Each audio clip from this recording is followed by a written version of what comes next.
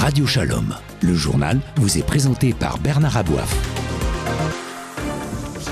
Bonsoir à tous. Opération israélienne spectaculaire dans le ciel de Téhéran durant la nuit. Le numéro 1 de facto du régime iranien a été éliminé. Ali Larijani a trouvé la mort dans une frappe. Il n'est pas seul.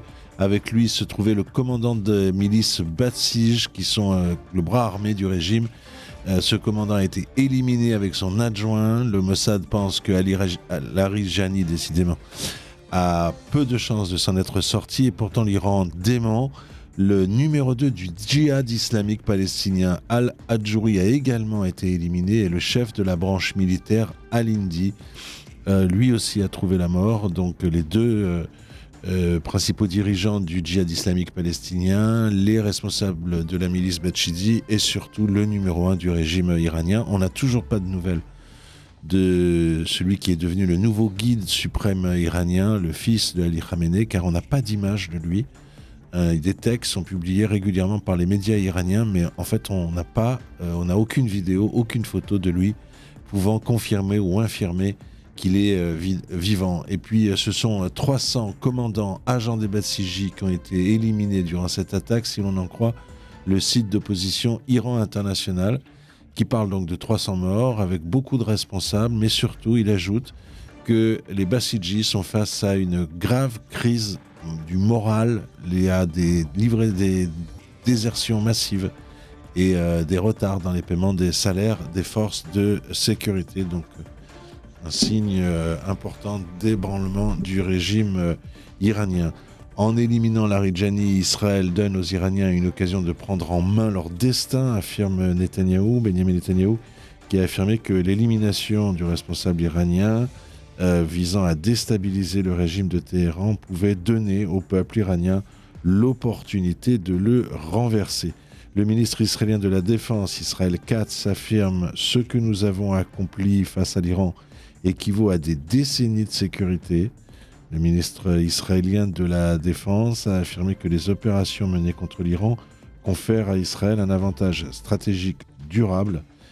Déclaration faite aujourd'hui lors d'une visite au sein de la base aérienne de Tel Nof. C'est de cette base que sont partis les avions qui ont éliminé les responsables iraniens cette nuit. La France n'a pas choisi cette guerre. Nous ne sommes pas partie prenante à ce conflit, réaffirme pour sa part Emmanuel Macron. Le chef de l'État a exclu toute implication de la France dans d'éventuelles opérations visant à rouvrir le détroit d'Ormuz. Un mot sur les municipales à Paris d'abord. Pierre-Yves Bournazel a annoncé la fusion de sa liste avec celle de Rachida Dati, mais il ne sera pas colistier. Il se retire. La candidate de la droite estime que la division a affaibli le camp de l'alternance. Sarah Knafo s'est désistée du second tour dans la capitale pour faire barrage à la gauche, dit-elle. L'ancienne maire socialiste de Strasbourg, Catherine Trautmann, et Pierre Jakubowicz, qui lui est du mouvement Horizon, ont annoncé leur alliance en vue du second tour. Et puis Sébastien Delogu, qui est LFI, a retiré sa liste du second tour à Marseille, et il dénonce l'irresponsabilité et les paris inconséquents de Benoît Payan. On part pour Jérusalem où l'on retrouve notre correspondant permanent Richard Damon. Bonsoir Richard. Bonsoir Richard Damon. Après les éliminations de la nuit dernière qui sont très impressionnantes, donc le numéro 1 factuel de facto, comme on dit, Ali Larijani et le leader des Bassidji, enfin bref, un monde incroyable, et des responsables du djihad islamique palestinien qui étaient à Téhéran, parce qu'il faut savoir que dans la sphère palestinienne, entre Hamas et djihad islamique, celui qui est vraiment proche de Téhéran, étonnamment, c'est surtout djihad islamique. Bref, carton plein. Je vous pose une question, Richard. Est-ce que ça remet en haut du chapitre, comme on dit en hébreu, à la Pérec, est-ce que ça remet la question de la chute du régime? Est-ce que ça la rend possible aujourd'hui? Est-ce qu'on peut imaginer qu'on a les conditions pour une chute du régime à Téhéran? Écoutez, ce qui s'est passé la nuit dernière, ce carton, comme vous avez dit, est un pas en avant assez sidérant, qui illustre évidemment les capacités de Tsahal, mais qui aussi mine encore plus le régime. Et la véritable question, c'est est-ce qu'un régime aussi oppressif que celui des mollahs de Téhéran, qui a verrouillé pendant 5 décennies je dirais, le pouvoir, et qui a créé des verrous au niveau de ce pouvoir des ayatollahs, grâce à une véritable forteresse de milices et de forces de police intérieures qui ont terrorisé la population pendant si longtemps. Est-ce que un pouvoir tel que celui-là, une sorte de forteresse terroriste intérieure, va pouvoir vaciller et chuter après l'élimination de ses chefs les uns après les autres, puisque ce qui s'est passé la nuit dernière, c'est évidemment un nouveau tournant. La question se pose, parce qu'on a affaire à un appareil d'État blindé et oppressif qui repose sur la frayeur inspirée par plusieurs centaines de milliers de gardes révolutionnaires, puisqu'il y a 2 branches, en fait, il y a les gardes de la Révolution, les Pasdaran, qui sont des professionnels rémunérés, et aussi il y aurait, parce que on n'a pas les chiffres exacts, mais il y aurait environ 1 million de miliciens Badji qui sont à la fois, pour une part, les officiers sont rémunérés, et autrement aussi, il y a des centaines de milliers de volontaires, et tous ces gens-là ne vont pas s'évaporer en un moment parce que leurs chefs ont été éliminés. Alors, et on annonce que il y a eu des centaines d'officiers qui ont été éliminés depuis une semaine. Ça porte un coup très dur. Mais comme l'a expliqué un analyste israélien d'origine iranienne qui est réfugié depuis 3 décennies dans l'État hébreu, le sort du régime iranien va se jouer sur les terrains. Et peut-être évidemment encouragé par ces éliminations qui sont des coups très durs portés au fonctionnement du régime, puisque ce Larijani, il était le numéro 1 de facto du régime depuis l'élimination de Khomeini, de l'ayatollah Khomeini. Et donc cet expert iranien expliquait que ça va jouer sur le terrain, l'avenir du régime, quand Trump et Netanyahou appelleront sans doute dans quelques jours ou semaines, on ne sait pas très bien, le peuple iranien à descendre dans la rue, comme ils l'ont promis et répété, dans les grandes villes, et à prendre d'assaut les casernes des milices et les sièges des institutions. Et ce jour-là, en fait, comme l'a dit cet expert, tout dépendra du fait de savoir si les cortèges d'insurgés, dont on espère qu'ils ne seront pas seulement des centaines de milliers, mais plus encore, eh bien, auront face à ces milices qui existeront encore, parce qu'ils n'ont pas disparu avec leur chef, c'est des cohortes de forces répressives, si ces insurgés auront dans leurs mains aussi des kalachnikovs, ils seront armés ou non. C'est la véritable question qui se posera. C'est-à-dire, dans le cadre d'une insurrection, il faut que l'insurrection soit armée, et je crois que ça va dépendre de cela. Alors, dans le même temps, on se pose un peu les questions sur l'autre front, sur l'opération terrestre sur le territoire libanais qui a été commencée hier. Vous l'avez d'ailleurs, vous, annoncé sur Radio Shalom, en direct de Jérusalem. Mais les autorités israéliennes parlent d'une opération qui va durer jusqu'à la fête de Shavuot, c'est-à-dire encore 2 mois, ce qui est considérable. Pourquoi une opération aussi longue alors qu'on a déjà, on est déjà bien au-delà des 2 ans de guerre? Pourquoi 2 mois? Écoutez, il y a plusieurs objectifs à cette opération, j'en ai parlé, mais l'objectif essentiel, c'est de créer une zone vide, une zone tampon tout le long de la frontière. Et d'ailleurs, le ministre de la Défense Israël Katz a précisé aujourd'hui qu'il avait demandé sur ordre du Premier ministre Netanyahou, il avait demandé à Tsahal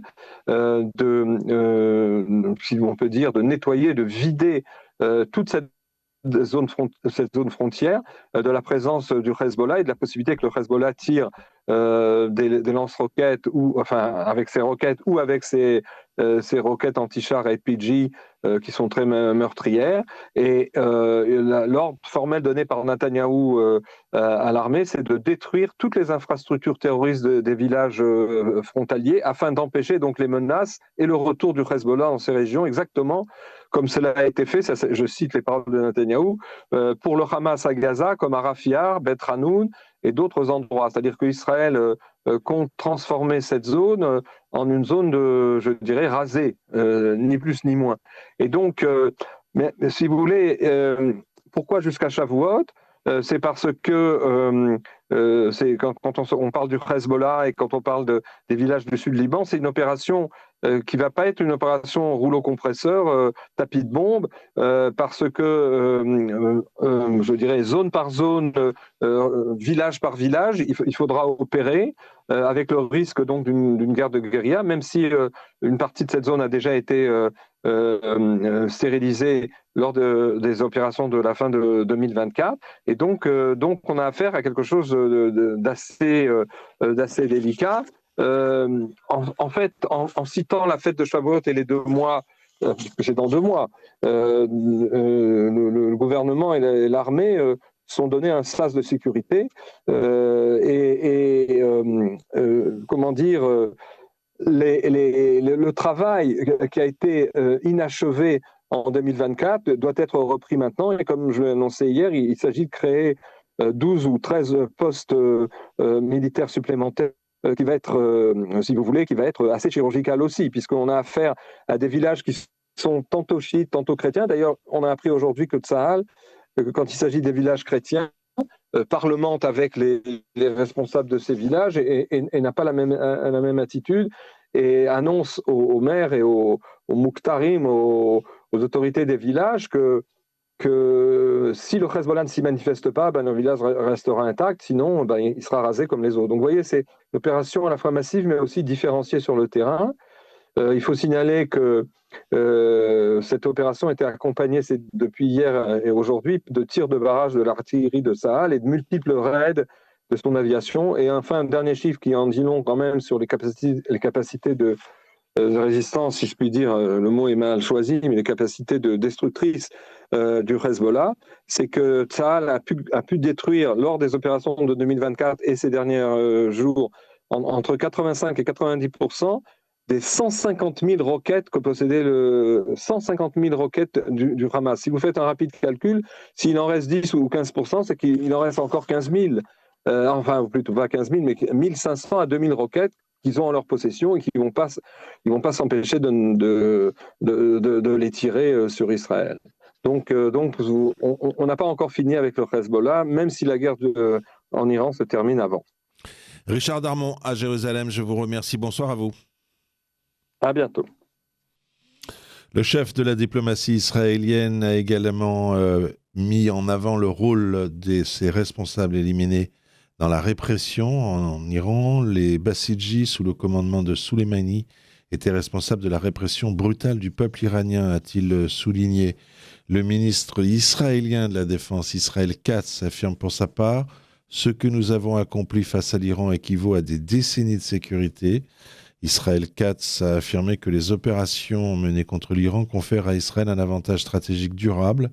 Accompagné du commandant de la base d'où sont partis les avions cette nuit, il a salué des opérations complexes menées en profondeur du territoire ennemi, soulignant l'intensité et la précision des frappes conduites ces dernières semaines. Je lis là évidemment le communiqué officiel.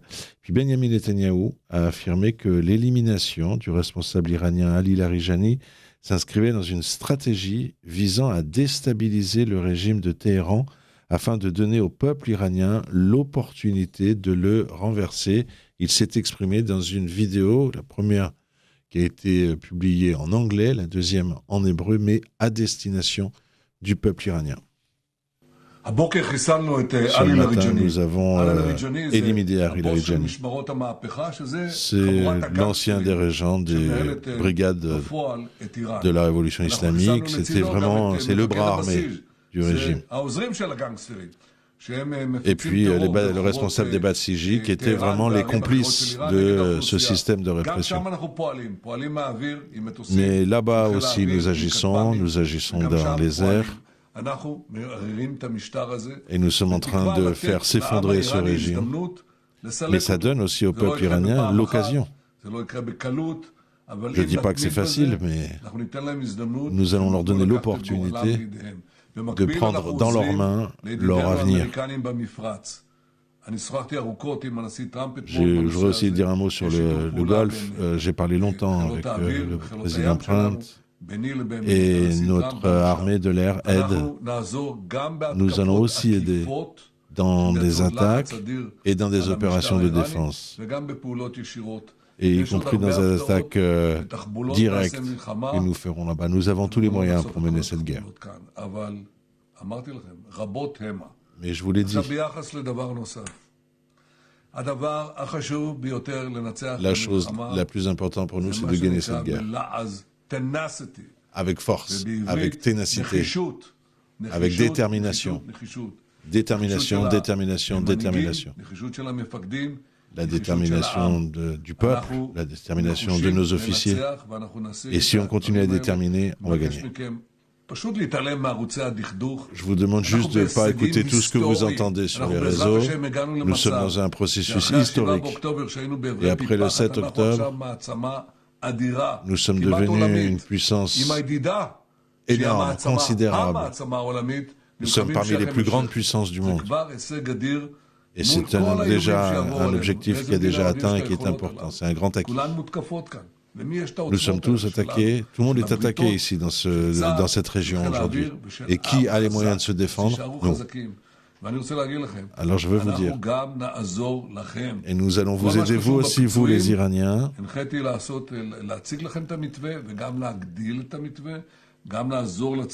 Et nous allons aider aussi ceux qui en ont besoin sur la frontière sud sur notre frontière sud, et aussi sur Tel Aviv, dit Benjamin Netanyahou, dans une vidéo qui est assez longue, donc je vous ai juste passé le début. Il s'adresse d'abord aux Iraniens, ensuite aux Israéliens, et il repart dans une adresse directe au peuple iranien. La France n'a pas choisi cette guerre et nous ne sommes pas partie prenante de ce conflit, réaffirme pour sa part Emmanuel Macron. Le chef de l'État a fermement exclu toute implication de la France dans diverses opérations visant à rouvrir le détroit d'Ormuz. Et puis alors il y a le deuxième front, c'est celui du Liban, qu'a évoqué à l'instant Richard Darmon à Jérusalem. Tsahal est en alerte maximale face à une menace imminente du Hezbollah qui viserait à venger l'opération de cette nuit à Téhéran. Le dispositif de défense aérienne ainsi que les forces déployées le long de la frontière ont été placés en état d'alerte maximale, alerte rouge. Tsahal affirme qu'elle ne tolérera aucune atteinte aux civils israéliens et d'ailleurs elle est en ce moment même, au moment où je vous parle, engagée dans des opérations de tir au Liban. L'armée israélienne qui a annoncé avoir frappé une vaste infrastructure souterraine dans la région de Kafra, au sud Liban, qui était utilisée par le Hezbollah pour stocker des armes, dont des missiles de croisière et des centaines de roquettes, affirme Tsahal. Pourtant, il y a une offre de paix qui a été présentée par le président libanais aux Israéliens, et c'est le président israélien qui répond, qui dit oui, il est temps de commencer à envisager des solutions avec le Liban. Il faut saluer l'offre de médiation qui a été proposée par Emmanuel Macron, affirme le président de l'État d'Israël. Je pense que c'est très positif. C'est très important. On ait ces discussions. Et je vous confirme qu'il y aura des discussions. Ces discussions sont très importantes. Parce que ça y est, nous avons une opportunité de faire quelque chose avec le Liban, affirme le président israélien Yitzhak Herzog. 20 000 Israéliens sont toujours bloqués à l'étranger, le rapatriement ralenti par des contraintes logistiques, le rapatriement des derniers ressortissants est plus complexe en raison de leur dispersion et de leur nécessité d'utiliser des avions long courriers. En fait, ils sont plus loin et plus dispersés que ceux qui sont déjà rentrés. C'était plus facile. Israël a décidé d'alléger les restrictions imposées aux vols qui partent d'Israël, donc notamment à destination de l'Europe, au départ de l'aéroport Ben Gurion de Tel Aviv. Le ministère des Transports a ainsi autorisé une augmentation du quota des passagers par vol, désormais fixé à 120 personnes contre une limite précédente de 100 personnes. Cette mesure concerne les vols opérés par les compagnies israéliennes El Al, Israël, Arkia et Air Haïfa. À l'inverse, le groupe Lufthansa a annoncé qu'il prolongeait la suspension de ses vols vers Tel Aviv jusqu'au 9 avril, en raison évidemment du contexte dont nous parlons en ce moment. Allez, retour en France avec les municipales. Les grands titres sont les suivants. D'ailleurs, je vous les ai donnés il y a quelques minutes. À Paris, Pierre-Yves Bournazel a annoncé la fusion de sa liste avec celle de Rachida Dati, mais lui se retire. Il ne sera pas numéro 2. Sarah Knafo s'est désistée du second tour dans la capitale pour faire barrage à la gauche. L'ancienne maire socialiste de Strasbourg, Catherine Trottmann, et Pierre Jakubowicz, qui est du mouvement Horizon, ont annoncé leur alliance en vue du second tour. Et Sébastien Delogu a retiré sa liste du second tour à Marseille. Après avoir pendant des semaines annoncé qu'il n'y aurait pas d'alliance avec LFI, en raison de ses déclarations antisémites notamment, le premier secrétaire du Parti socialiste, Olivier Faure, annonce qu'il soutient les candidats socialistes qui s'allient avec LFI. Et il déclare que s'il était habitant de Toulouse, eh bien il voterait pour le candidat LFI. Il y a quasiment 35 000 communes en France. Vous allez me parler de 5 villes. Ce ne sont pas des petites villes. Ce ne sont pas des petites villes. Ce sont des grandes villes emblématiques où vous aviez dit il n'y aura pas d'alliance. La question qui est posée dans une élection municipale, c'est de savoir comment les gens seront gouvernés dans leur ville. Et la question qui est posée, c'est est-ce qu'on préfère que demain, les tarifs pour la cantine, que l'encadrement des loyers, que la question de tarification pour les transports scolaires passe de gauche à droite avec les conséquences pour les familles que l'on sait, ou est-ce qu'au contraire, on défend ces familles et on fait en sorte qu'il y ait la possibilité de poursuivre des politiques de gauche. Donc vous les soutenez, vous les soutenez, Olivier Faure. Pour ma part, je comprends parfaitement les choix qui sont faits, même si, évidemment, et là peut-être apporterez-vous des indications, si l'un d'entre eux, parmi ceux qui ont conclu des alliances, avait lui-même été à l'origine de propos antisémites, de propos qui seraient des propos qui seraient inqualifiables, injustifiables, alors effectivement, je prendrai mes responsabilités en demandant immédiatement à ce que cette liste soit suspendue. Olivier Faure, mais pour l'instant, vous me direz où ça se trouve, je ne le vois pas. Olivier Faure, vous dites, je les comprends, ceux qui font alliance avec LFI. Est-ce que les Français, est-ce que vos électeurs vont vous comprendre quand, pendant la campagne, vous vous êtes insulté en vous traitant des pires mots, vous parlez du mot antisémite, et finalement quoi? Dans l'entre-deux tours, on fait ardoise magique. Si on prend le cas de Toulouse, votre candidat, François Briançon, il y a encore une semaine, il dénonçait les ambiguïtés répétées de Jean-Luc Mélenchon qui abîment la gauche. C'était ses mots. Qu'est-ce qui a changé en une semaine? Mais rien n'a changé. En fait, les mots de Jean-Luc Mélenchon abîment, divisent et affaiblissent la gauche. Maintenant, ça ne veut pas dire que François Piquemal à Toulouse puisse être associé aux mots de Jean-Luc Mélenchon. Je ne suis pas d'accord avec l'idée que tous les insoumis sont devenus, en fait, les clones de Jean-Luc Mélenchon. C'est parfois le cas. Et dans ces cas-là, aucune alliance n'est possible avec eux. Mais allez voir ce qui s'est passé à Toulouse. Regardez la campagne qu'a menée François Piquemal et vous verrez que personne n'a pu dire au premier tour qu'il avait eu un comportement qui dénotait et il a été un candidat parfaitement acceptable. Et c'est un débat démocratique qui a eu lieu.